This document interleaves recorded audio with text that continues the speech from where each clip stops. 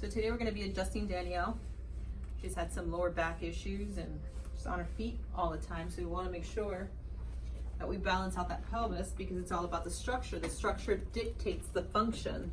So when her structure is off, it can have an adverse effect on the way that she moves, functions, her agility, her flexibility. It could cause constipation, it could cause female issues, painful periods, irregular periods. So we want to make sure that the structure is properly aligned. So we're going to adjust her pelvis here. All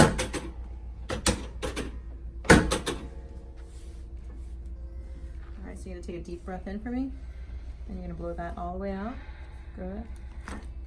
Beautiful. Excellent. You're going to turn on your side and face me. Fall off the table. It's going to go real high here. And here you go. She's a loud adjuster, so you might hear that. Beautiful. Turn over.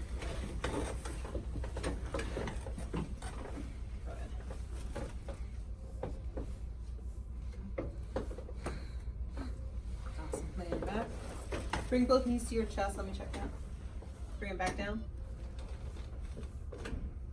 It's perfectly aligned. All right, let's move to that neck. So typically when we have a pelvic imbalance or a misalignment in that lower back, we're going to find structural faults along the spine. So we're going to make sure we check her neck, even then her main issue is a lower back.